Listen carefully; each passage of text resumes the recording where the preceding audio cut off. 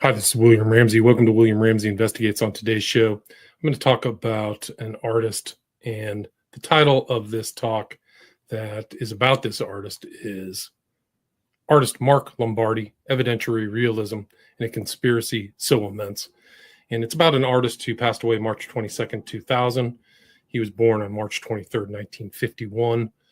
And he was an American neo-conceptual artist who specialized in drawings that document alleged financial and political frauds by power brokers and the uses and abuses of power. I would say that you can take the alleged out of this bio that I'm reading into the record. He was born in Manlius, New York, just outside of Syracuse, and he majored in art history at Syracuse University and graduated with a BA in 1974. He worked as a chief researcher while an undergrad for a 1973 art exhibit about the Teapot Dome scandal, also that led to Watergate. So he was involved in kind of art as an art history major in his undergrad career.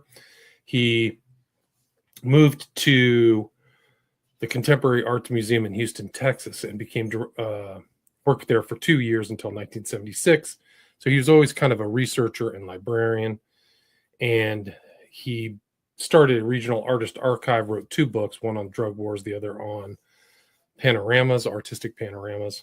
He was also an abstract painter. And in 1996, he moved to Williamsburg, Brooklyn, where he started this kind of new career where he started writing about his art. He made these panoramic, sometimes large, some small, but all these interconnecting dots of really what was happening kind of in the world of finance and government connections and political frauds. And there were so many at that time in the 90s, 80s. Covered many of the topics that actually are on my show, such as Nugan Hand Bank. I talked about the Roberto Calvi death yesterday with Chris from Wolf Clan Media. So many of the things that I've gone over and some of the things that I'm interested in, Mark Lombardi was way ahead of the curve and pre-internet as well. So he was using his approach to make these connections in the kind of corporate maze. And you'll see these pictures. I'll go into a lot of these pictures in this presentation. But I'm going to play a 10-minute video that comes from a documentary that was made about him. Title of that is Mark Lombardi, Art and Conspiracy. And you can see the title on this. If you're looking on YouTube, you can see the title. But I think it's very interesting. There's a lot of information, people about who knew him, and some first-person statements about his art. And you can kind of see how he created his art in this 10 minutes presentation of like an hour and 15-minute documentary.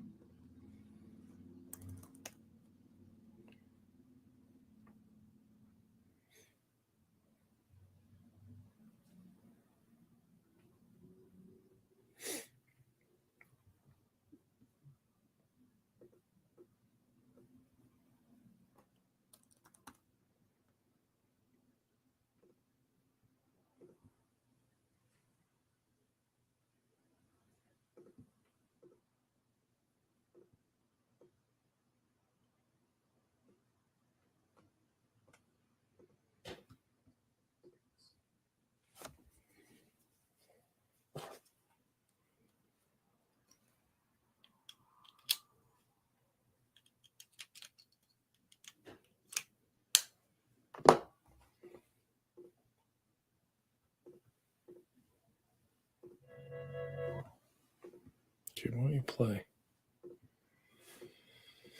Let's try this again.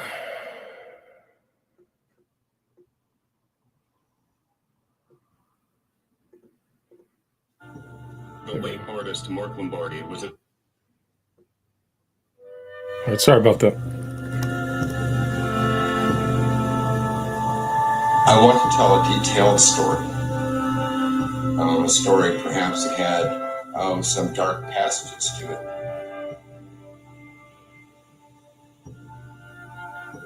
The late artist Mark Lombardi was obsessed with the highest level of political intrigues.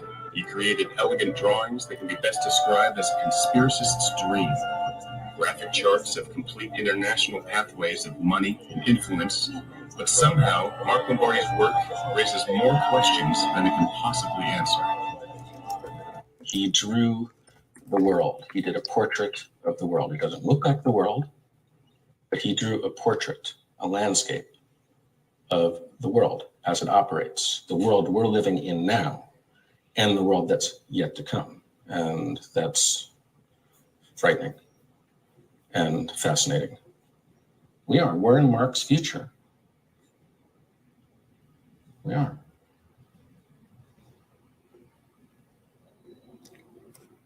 And his future is fucked up.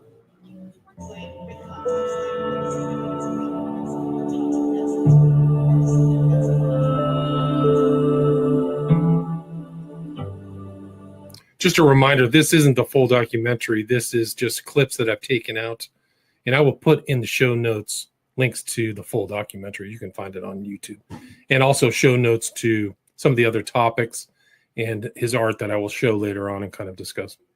In a lot of Mark's drawings at the time, we're looking at them, he was drawing them. We understand. And this is kind of his masterpiece. This is his BCCI. They'll later call it his Guernica, like Picasso's Guernica. And you can see the kind of size that he was able to work, and not all of his art was this big. But BCCI was huge. So. He knew a lot of information, but then it wasn't until the events of like September 11th or even like the financial crisis that you start seeing how his work actually, it wasn't that it was predicting these events, it's that the information was there. And I mean, Mark never talked about people hijacking airplanes and crashing into buildings or anything like that, but he knew about the activities of how these things would be financed. Who were the people financing? Who were the people receiving the money? Who were the, he really had a vast knowledge of the networks that would create a scenario like this.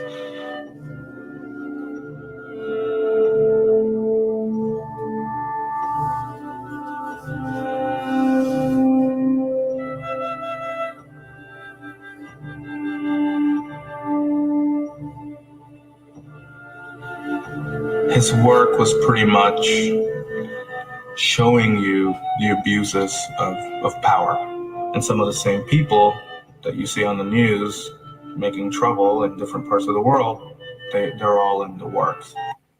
It didn't necessarily mean I'm an artist, although that's what he was. That was the card that he held out, and you'll see that later. And he would hand out the card with his name, Mark Lombardi, that said, "Death-defying works of art and conspiracy," which is what the title of this documentary is.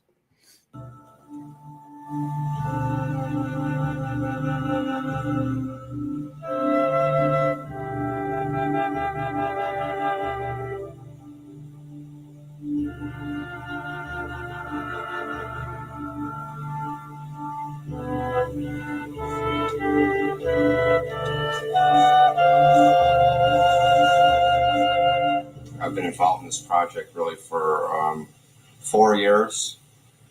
The research started 4 years ago and been drawing for 3 years. First drawings were done in January of 1994. I was searching for a vehicle that would have the graphic impact of a painting, but could convey a story, narrative information. I call these narrative structures. What I do is survey the major published texts. If there's a book about it, or if there's a chapter in a book, or a number of citations about a particular development or bank or political activity that I'm interested in, I will, first of all, come up with a bibliography. Please Xerox the index, and then begin to pick through, looking for corporate and names of individuals in whom I have some kind of an interest or are already in my database.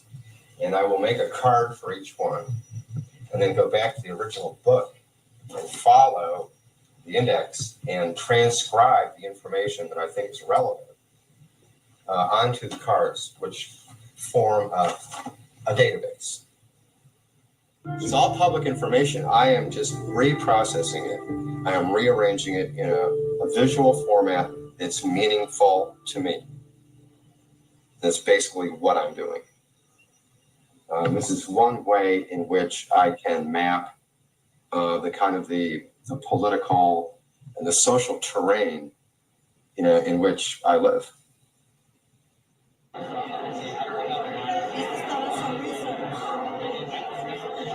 You can kind of see from here in this picture that this is how people view his art. They get up close and read all the connections between people. And sometimes there'll be a horizontal line that indicates the year. So it'll be 88, 89, 90, and then names that jut off of that year. And you'll see that in some of the artwork I'll show later.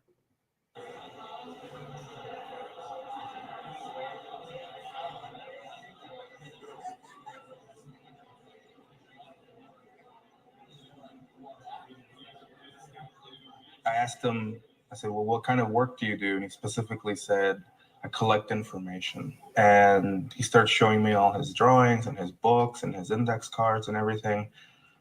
And he just didn't stop talking until like 3 a.m, smoking cigarettes and talking and talking.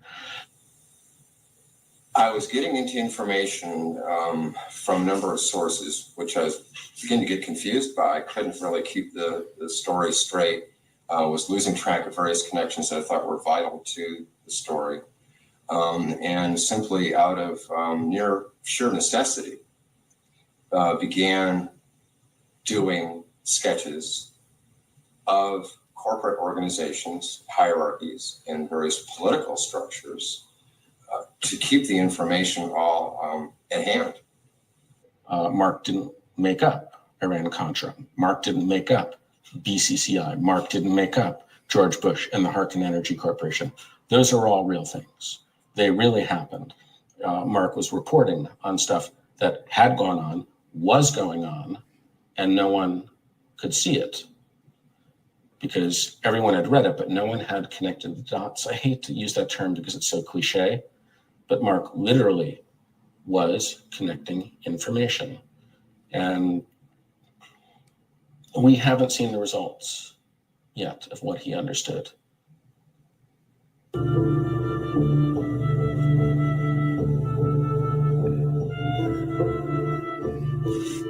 And he would go through like 2 or 3 or 4 or 5 iterations. So there's like the first rough draft, and then he'd make another one, add information, then make another version of whatever subject he was covering. And we'll go through how many works he has. I guess the way that I work is I work up through versions. Like I call the little sketches first versions. This would be technically a second version. This would be the third version. And then the next larger one will be the fourth version. And every time I do that, I'm also adding information. New things come up. In some cases, these people are still on trial, still being adjudicated. Things are still happening. So I want to keep it up to date.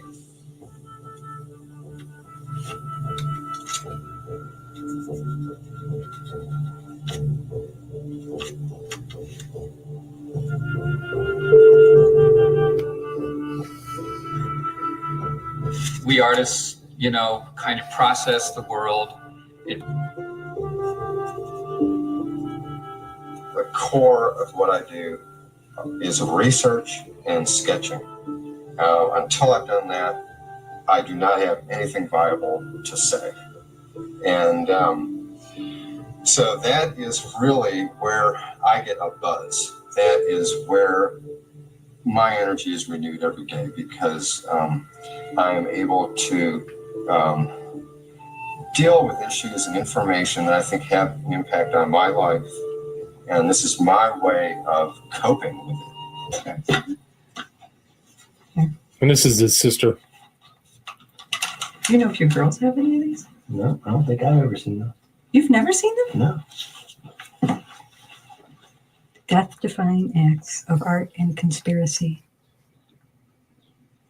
He would just giggle talking about these and hand them out. And actually, I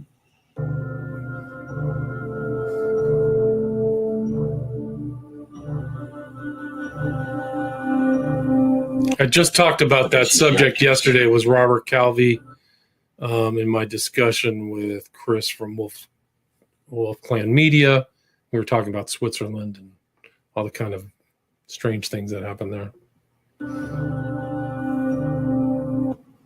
The BCCI piece was so incredibly complex, and there was so much in it. It was Mark's Guernica, and anyone who was in intelligence gathering would definitely be drawn to that piece, because so much of what led up to 9/11 was in that piece. A lot of the characters, a lot of the players were in that piece, whether people know it or not, and they still might not know it. But if the FBI shows up, obviously it's of some import.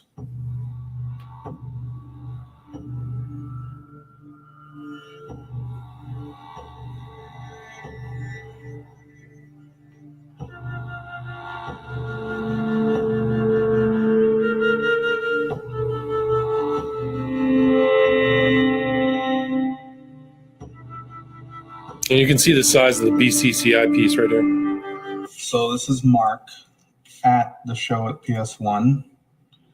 Looks really happy there. And, he's showing his biggest drawing he's ever made.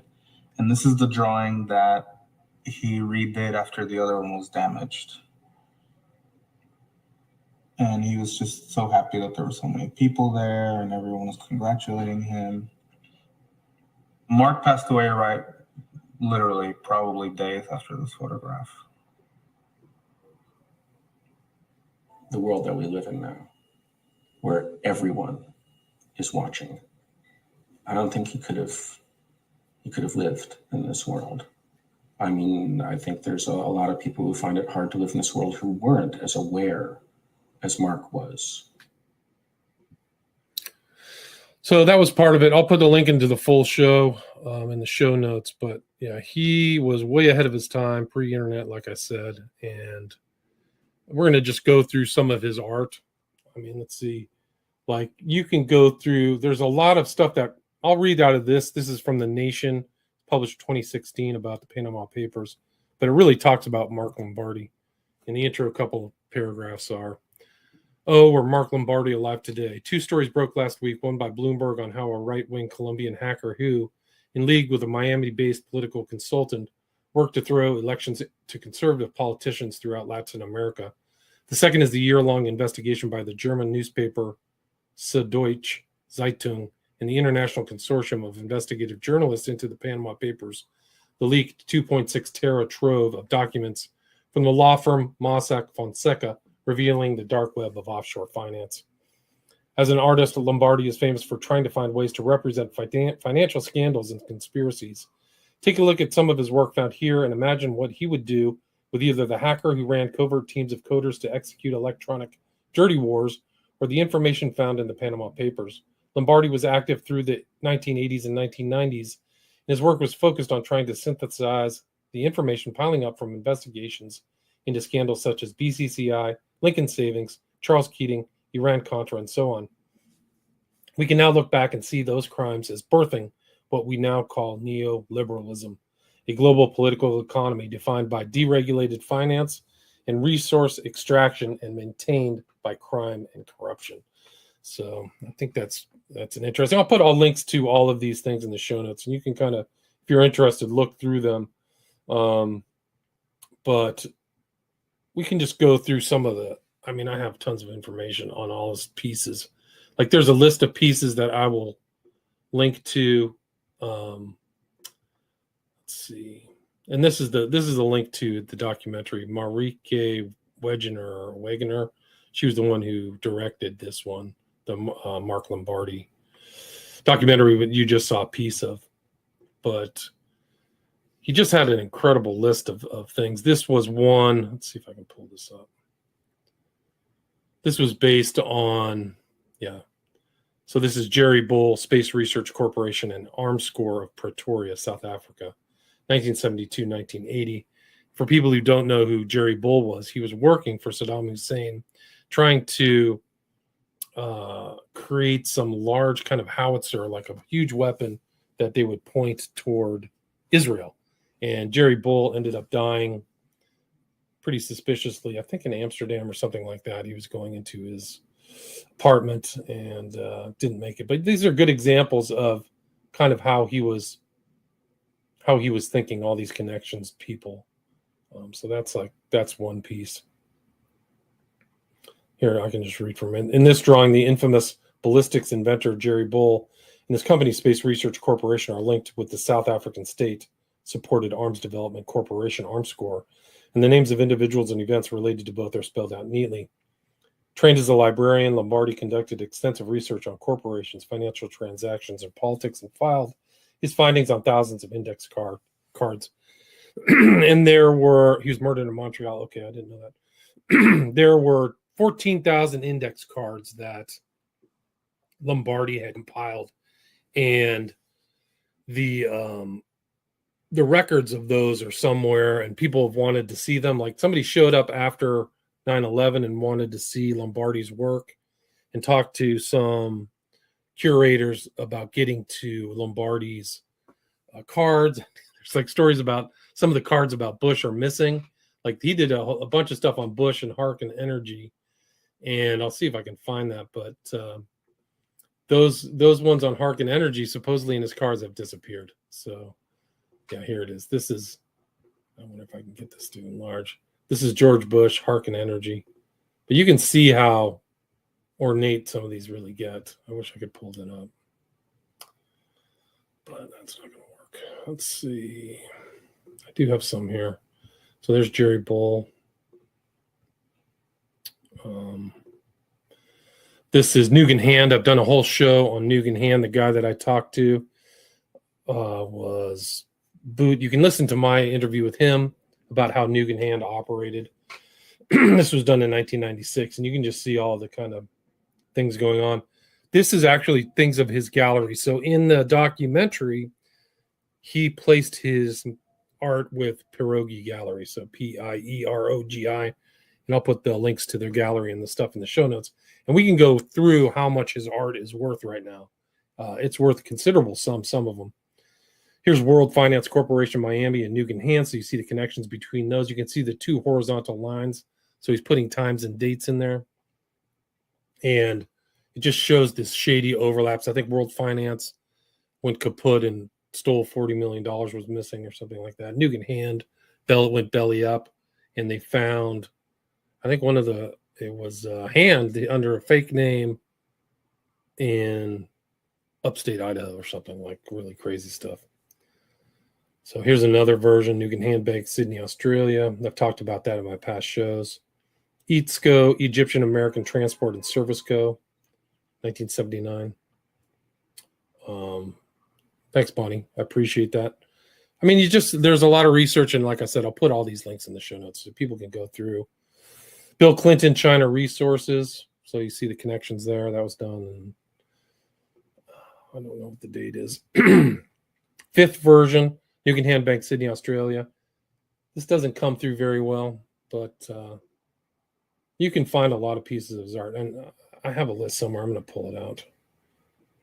It's a piece, Nugan Hand, detail, Indian Springs Global. And his research actually overlaps with Danny Casolaro. I've done a show about him, and he was kind of looking into the same stuff Lombardi was. This whole, Casolaro called it the octopus.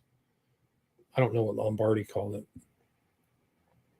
But here's George W. Bush, Harkin Energy, Jackson Stevens, 1999.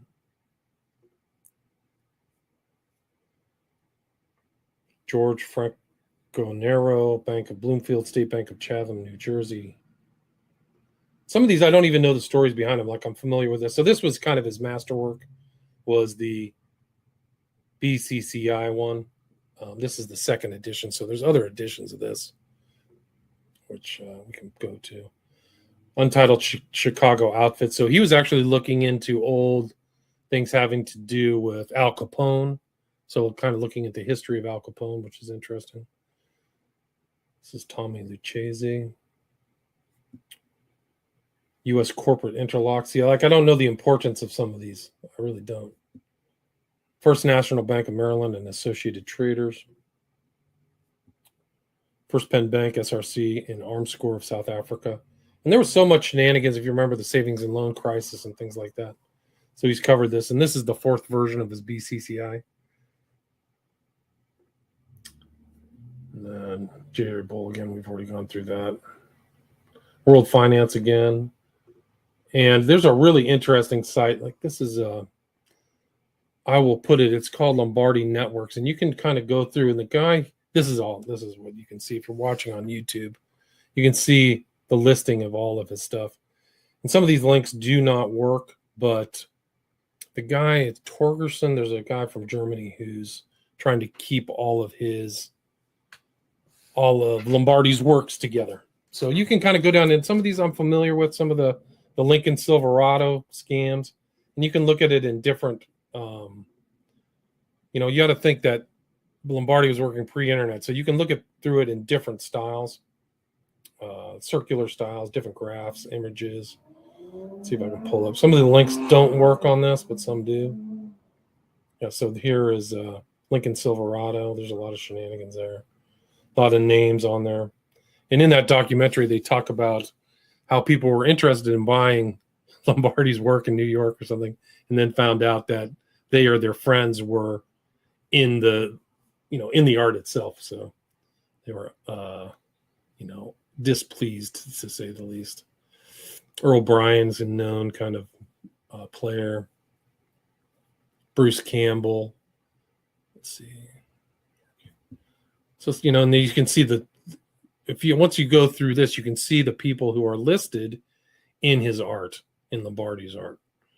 Bruce Campbell, Cayman Islands, a really fascinating story. That's another one. There's just all kinds of underground stuff that some of these stories people haven't heard about. But these guys are like money launderers and friends of important people. But like I said, some of these, I don't know the relevance or connections between some of these groups. He seemed to be very interested in South Africa, South African kind of parapolitics, underground money and things like that. Trafalgar House cementation. He was looking at things happening in, I think it was Indonesia.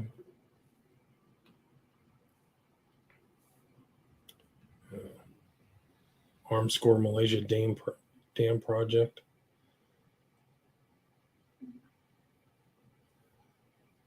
London, Johannesburg, and Kuala Lumpur. I guess it's Malaysia, not Indonesia.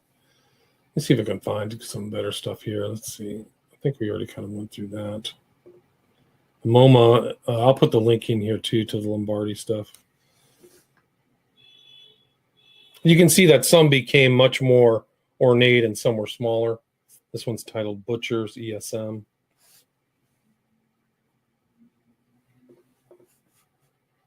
And I'm going to pull up the values of some of these are really, I think the BCCI piece is worth $250,000 or for sale for $250,000. So it's a significant amount of money. This was First United, Paul Castellano. You can see some of these names, B of A. So he was going through all his books and kind of putting it down and reiterating it.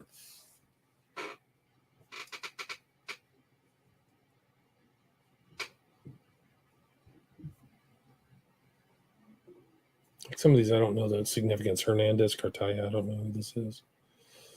But I think the works overlap, you can tell, because even on here it says Santos Traficante, WFC, which is in its own piece itself. But let me get over to see the values of some of these works. And unfortunately, they're not really designed for public view. Like, they're not opening up into something that you can scan like a PDF. So they haven't really been upgraded into something really easily viewable, like the MoMA. You can't really open this up and really scan it, in my opinion. Maybe I'm not doing it right, but you really kind of need to get into it. So,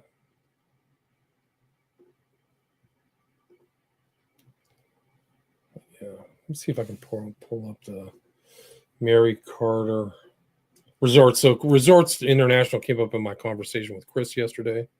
So it made me think of the research that Lombardi had done. Let's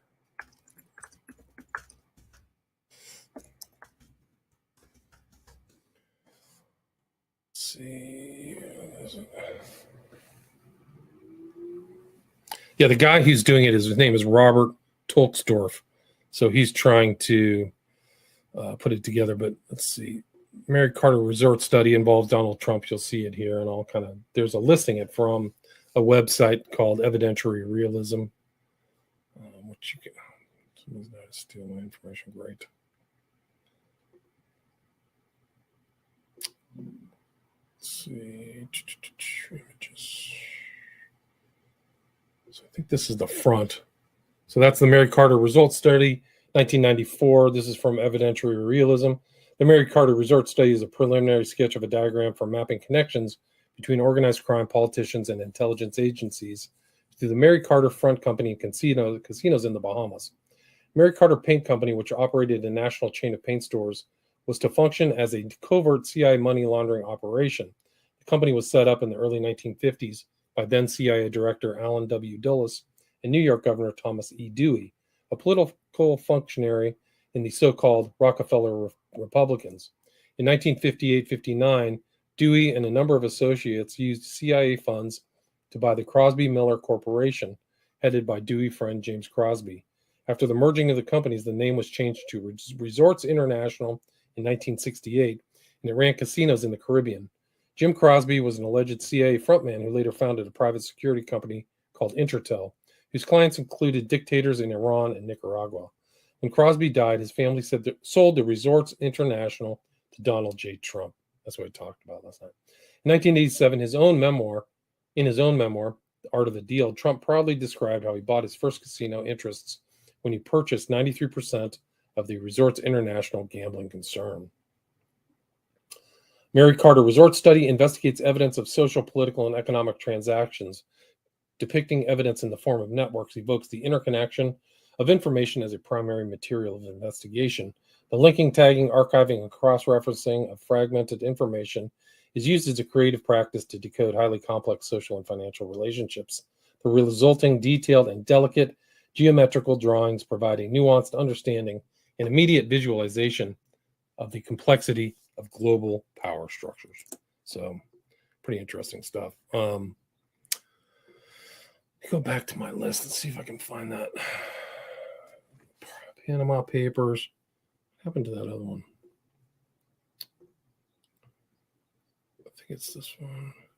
Trafalgar House. There's just a lot. There's so much material. But his death was kind of suspicious.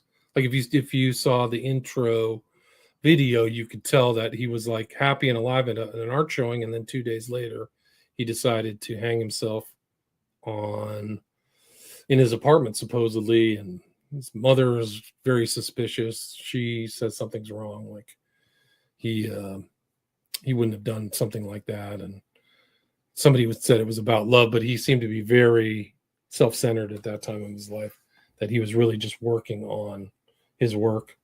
And then after September 11th, an FBI agent showed up at the Whitney Museum of American Art to consult the drawings of Mark Lombardi. And they wanted to find the connections between Osama bin Laden and various Saudi and American commercial interests. So the FBI showed up to look into some of the stuff he said. And like people said, they wanted to see his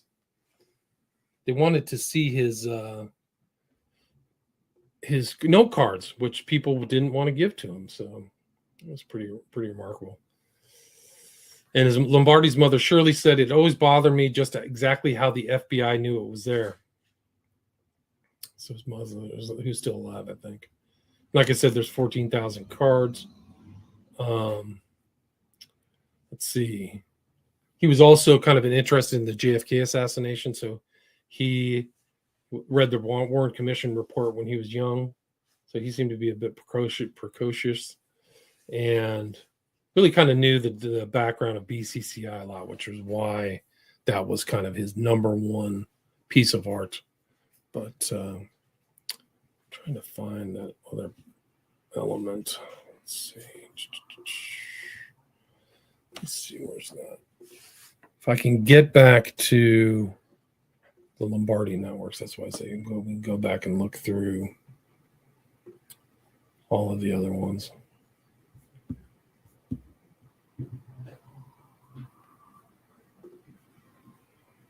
Let's see, Lombardi network.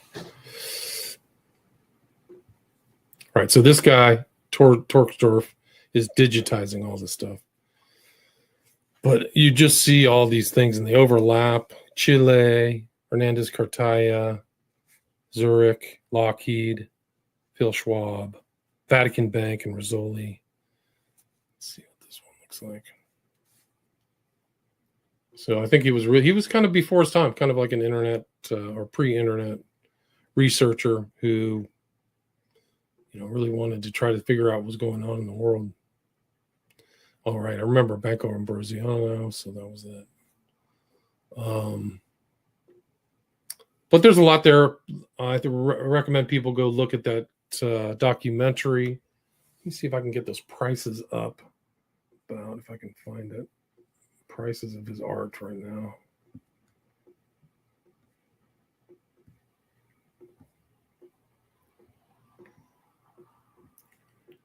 I have my show notes. Anybody have any questions, you can definitely ask right now. What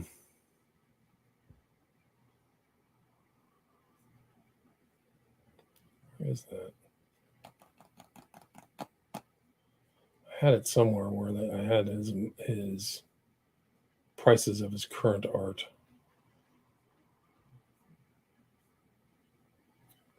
Oh, here it is. Everything is connected. Interesting. The Met had his stuff. That's cool.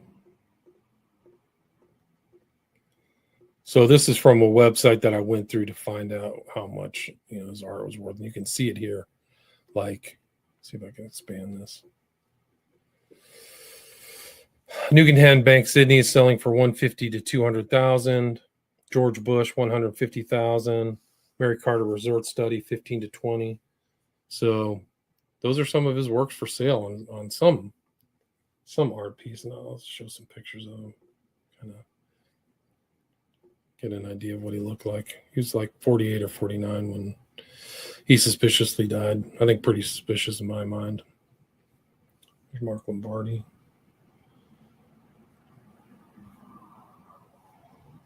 And here's kind of where you can find this documentary, which like I said, for the 15th millionth time, I'll put in the show notes. Full title: Lombardi Mark, Death-Defying Acts of Art and Conspiracy, 2011.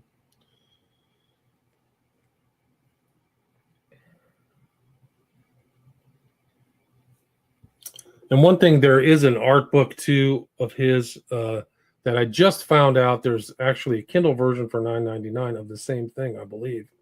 But I will put up this art book that's like $150, which is this. Mark Lombardi, Global Networks, 2004, Robert Hobbs. I guess you can get a used one for $122. But I believe that I just saw that there's actually a Kindle version of it. So I'll try to put that in the show notes as well. Some of these pictures, I think the BCCI, I might be able to get this to look good on YouTube. Let me see if I can pull this off. You can just kind of see how big this is. I don't know what iteration of it doesn't really come through. I don't know what iteration of this it is, but you can see this. The center lines have dates. So you'll see 70, 76, 78, 79. BCCI, and then all that stuff. So 72 to 92, sorry. And BCCI was a massive scandal. Billions of dollars were lost, but tons of shady deals and shady financing, just incredible amounts of, stuff. The other one is Banco Nacional de Lavoro, Reagan, Bush, Thatcher, arming of Iraq, 1979, 1990. So he kind of had a handle on a lot of political subterfuge. Let's see if I can get the Nugan hand up.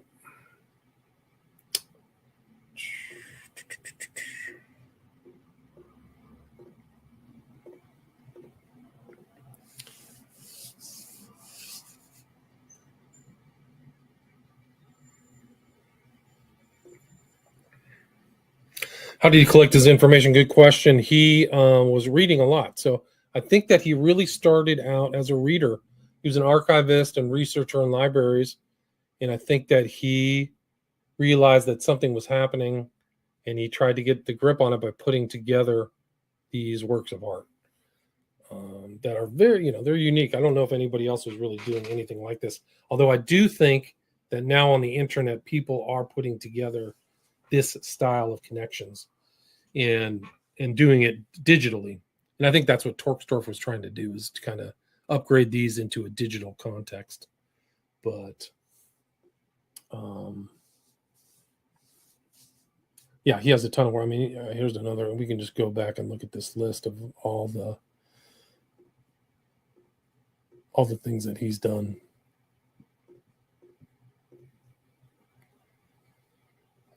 And some of these, I don't know their relevance. I don't know what their corruption or finance or things like. I don't have a full pride. I mean, I know BCCI, Nuke in Hand, all these things, but some of these other ones I just don't know.